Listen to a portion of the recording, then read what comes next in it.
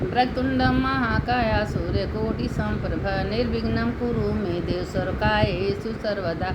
मंगलम भगवान विष्णु मंगलम गरुड़ध्वज मंगलम पुंडरीकाक्ष मंगलाय तनो हरि। देखिए, गुरु ब्रह्मा गुरु विष्णु गुरुदेव महेश्वर गुरु साक्षात परब्रह्म तस्मै श्री गुरु। देखिए, गुरु है शंकर, गुरु है भगवान, सूर्य सब हैं। तो इसलिए गुरु हमेशा शिष्य के पास जाते हैं। तो एक शिष्य गुरु जी के पास गया, कहे गुरु जी हमको बहुत संतान चाहिए। तो गुरु जी पूछे कि तुम इतना संतान लेके करोगे क्या?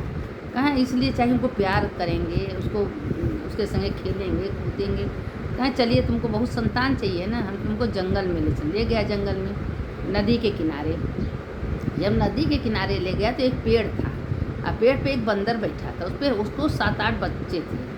जब वो बाढ़ आने लगा, गंगा जी जब बढ़ने लगी, आगे बढ़ते जा रही है, बढ़ते रहते। देखिए, जब अपने पास जाता है, अपने शरीर के बचाव पा जाता है, तो हम लोग नहीं देखते हैं, हम ये सोचते हैं कि पहले हम बचें, उसके बाद बच्चे अच्छे, कोई को ममता नहीं रहता। देखिए, वो बंदरिया अपने बचाव के कारण एक बच्चे नीचे एक ऊपर करते करते करते अपने ऊपर चढ़ गई, अब बच्चे को सबको दबा दी, सारे बच्चे डूब गए। अंत में बंदरिया भी नहीं बची, वो भी डूब गई बाढ़ में, क्योंकि अपना वो भलाई चाहती थी, बच्चे का नहीं चाहती थी। बच्चों को सारे दबा दे कि हम बच जाएंगे। लेकिन गुरु का यही सिद्धांत होता है कि पहले तुम दूसरों को रक्षा करो, दूसरों को भला करो। इसका यही दृष्टांत है कि पहले अपने अंदर प्यार लाओ, भक्ति लाओ, श्रद्धा लाओ, उसके बाद तुम किसी के बारे में सोचो। जब तुम्हारे अंदर ममता प्यार नहीं रहेगा, तुम किसी को क्या प्यार करोगे? तो पहले अपने अंदर प्यार भरो। तो बंदरिया का सिद्धांत यही था कि न अपने बच्चों से प्यार की, न अपने से प्यार, अपनों गई अपने बच्चे गई। इसका दृष्टांत यही है कि पहले प्यार का मतलब समझो, प्यार क्या चीज़ होता है। अब चलिए वैशाख महीने का कथा सुनिए कि वैशाख महीने में कि नहाने धोने से, धर्म करने से क्या क्या फल मिलता है।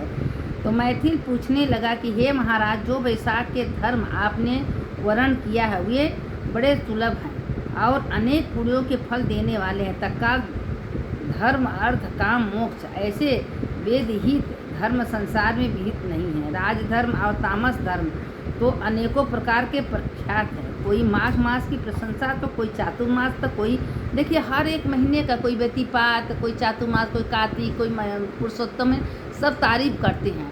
लेकिन वैशाख महीना सबसे उत्तम बताया गया है कि वैशाख में न ठंडा है, न गर्मी है, न कुछ है, उसमें खाली स्नान का महत्व है। अगर वैशाख में कोई स्नान कर ले तो उसके समस्त पाप तत्काल नष्ट हो जाते हैं। तो रजोगुणी मनुष्य बहुत हैं जो इस संसार के भोगों की रात दिन इच्छा करते हैं, पुत्र पौत्र तथा धन की सदैव कामना करते हैं। एकादी मनुष्य स्वर्ग को कठिनता से प्रयत्न करते हैं और तामस संसार के प्रख्यात को तात्विक समझते हैं और इसमें परलौकिक होती है। मूढ़ बुद्धि वाले समझते हैं कि वैशाख कहे हुए धर्म को सतोगुणी मनुष्यों को धर्म भगवान की माया से घिरे हुए है। देखिए, जो सतोगुणी होते हैं वो कोई इच्छा नहीं करते हैं, वो अपना कर्म करते हैं, वो नहाते हैं, धोते हैं, धर्म करते हैं, दान पुण्य। देखिए, वैशाख हो या कार्तिक हो या गहन हो, पूछ हो, कुछ न कुछ तो हर महीने में करना चाहिए। एक करने से क्या होता है कि हमारा पाप नष्ट होता है। नहीं कुछ है तो एक कुछ लोगों को निकालना चाहिए। लेकिन लोग सोचते हैं कि कुल करने से क्या होता है, और जो ज़्यादा कंजूस होते हैं, बचा बचा रखना चाहते, उसका बचता नहीं है। लेकिन कंजूस लोग कुछ करना नहीं चाहते हैं। वही भगवान समझा रहे हैं कि वैशाख महीना में नहीं कुछ आपसे बन सके तो सवेरे उठिए, नहाइए धोइए, भगवान का नाम लीजिए, कुछ न कुछ करिए। वैशाख महीने का बहुत उत्तम महीना बताए हैं। तो कहीं प्याऊ कोई देखिए, कोई प्याऊ लगा रहा है, कोई पोसरा खनवा रहा है, तो कोई पोखरा खनवा, कोई जल दान कर रहा है। इस महीने में जल का तो बहुत महिमा है, और जल का तो कोई वर्ण कर नहीं सकता। कोई अगर तालाब खुलवा रहा है, कोई कुआं खुदवा रहा है, तो जल का, कोई घड़ा रख रहा है, कोई कुंड बनवा रहा है, तो देखिए जल का बहुत महिमा है। तो इसलिए जो जल का दान करते हैं उनका तो चित्रगुप्त भी लिखा जोखा नहीं कर सकते, क्योंकि उसका मोहपूर्ण होता है।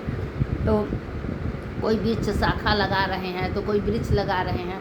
तो एक राजा थे, राजा क्या किए कि वो ढिढोरा पिटवा दिए कि आज से 8 साल से लेकर 80 साल तक जो भी कोई प्रातः स्नान नहीं करेगा वो देश निकाला हो जाएगा। पूरा एक एक गांव में एक एक नियुक्त कर दिए और सबको कह दिए कि आप लोग सबसे कह दीजिए कि पूरे गांव में 8 साल से लेके 80 साल बच्चे सवेरे उठेंगे, स्नान करेंगे, दान करेंगे, जब करेंगे। अब सब करने लगे। अब यमराज को गुस्सा आई, नरक पूरा खाली, सब स्वर्ग जाने लगे, कोई नरक में जाने का ठिकाना नहीं। अब यमराज कहें कि हम क्या करें, हाथ पर हाथ लेके बैठ गए, माथे पर हाथ लगाए बैठ गए, उनको कोई काम धंधा है नहीं।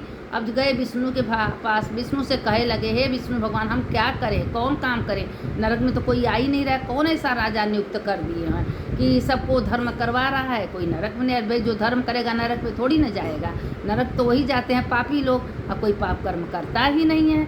अब विष्णु भगवान के पास गए, विष्णु भगवान कहें कि जाने दो यमराज, ऐसा मत सोचो, क्योंकि देखिए धर्म ऐसा चीज़ है कि अगर धर्म से तो अच्छी बात है, कोई धर्म अगर कर रहा है तो उसको तुम क्यों मना कर रहे हो। तो कहें कि अरे प्रभु मेरा नरक खाली है, हम कैसे सबको लेखा जोखा लिखेंगे करेंगे। चित्रगुप्त का पूरा जो वो लिखा जोखा वो भी मिट गया। तो कहें कि ये ठीक है, वो जो राजा हैं वो राजा बहुत अच्छे हैं, सबसे अच्छे कर्म करवा रहे हैं। इसके बाद जब राजा के कुछ दिन के बाद मृत्यु होगी, मरेंगे, तो जो दूसरा जो राजा आएंगे वह अच्छे कर्म नहीं करेंगे। तो कहें चलिए ठीक है, अब हम अपन राजा को बता दिए विष्णु भगवान से। जब विष्णु भगवान से बताए तो और वो अपनी शक्ति के अनुसार ब्याऊ लगवाने लगे, गांव गांव ढिढोरा पिटवा दिए, सबसे कह दिए कि तुम लोग बैसाख महीने में धर्म करो, स्नान करो, जप करो, पूजा करो, ताकि तुमको स्वर्ग जाना है। तो पूरी तरह से सबको ये काम नियुक्त कर दिए। अब सब अच्छे कर्म करने लगे। अब यमराज विष्णु के पास गए, यमराज आए राजा के पास, तुम ऐसा क्यों करवाते हो। कहें भाई हम क्यों नहीं करवाएं, जो अच्छा कर्म करेगा, और हम तो देखें बैसाख महीने का इतना बड़ा महत्व है कि खाली नहाने से पुण्य मिल जा रहा है, तो क्यों नहीं सबको हम बताएं। तब ब्रह्मा के आगे जड़ कटे वृक्ष, भांति भांति के वृक्ष गिरता हुआ त्राही त्राही पुकारने लगा, दिवस मेरी प्रतिष्ठा भंग हो रही है, और लोग पीटी मार कर रहे हैं कि मेरी प्रतिष्ठा भंग रही है, सब स्वर्ग में जा रहे हैं, कोई नरक में जाने का ठिकाना नहीं है, मैं क्या करूं, कैसे रहूं। तब लोग यमराज से कहने लगे, यमराज कि भाई सबसे पाप कुछ करवाई बताइए। पाप पूरे भगवान करवाते हैं, लोग कहते हैं कौन, अब भगवान भी करवाते हैं, तो लेकिन अब राजा अच्छे कर्म कराते, यमराज से बर्दाश्त नहीं हो रहा है। यम को राजा से छोड़कर और सारे देवता बैकुंठ में चले गए। अब समुद्र, नदी, सरोवर, मुठमान सब राजा की प्रशंसा करने लगे कि ऐसे राजा बहुत कम मिलते हैं जो कि अच्छे कर्म करते हैं। तो कहें कि भाई ऐसे अच्छे राजा मिलते हैं, तो कहाँ तो मेरी प्रतिष्ठा भंग हो रही है और मैं यह दुर्गति को पूछ रहा कि मेरा दुर्गति हो रहा है कि भाई तुम्हारे नरक में क्यों नहीं कोई आ रहा है। अब सब सभा बैठी गई, अब सारे देवता का जितने देवता हैं सबका सभा बैठा गया। अब जब सभा बैठाने गया तो सब उसमें सारे लोग कहने लगे कि देखिए राजा इसी साल रहेंगे, जब राजा नहीं रहेंगे तो उसके बाद सब लोग अपना फिर पाप कर्म करने, जैसे मतलब प्रधानमंत्री अगर अच्छे होते हैं तो वो सबको ही अच्छा होता है, तो इसीलिए राजा के भी अच्छाई से सारे लोग स्वर्ग में जाने लगे। यमराज को बुरा लगने लगा। अब यमराज सोचे कि हम तो करे क्या भाई, हमको तो स्वर्ग में मेरा देखा जोखा कुछ काम है नहीं है, स्वर्ग पूरा भरा गया, यम लोग खाली हो गया। चित्र इतना वहाँ बैसाख महीने का महत्व है कि जो बैसाख महीने में 3 से 4-5 बजे अंदर नहा ले धो ले, खाली नहा ले और कुछ भगवान का नाम ले लो, उतने में वो स्वर्ग जाएगा। वे इसके सामने वृत्तांत यह क्या कि सब प्रभु तथा मेरा और तुम्हारा करता है, तुम्हारे हृदय दुख को दूर करेगा। जब पावन ऐसा कहा यमराज, कुश केतु के पुत्र सुख की ओर देखकर बड़े दीन स्वर और गदगद वाणी से सत्य बात कहने लगे। अब सत्य बात कहने लगे कि देखिए अब हम कोई उपाय ऐसा बताइए।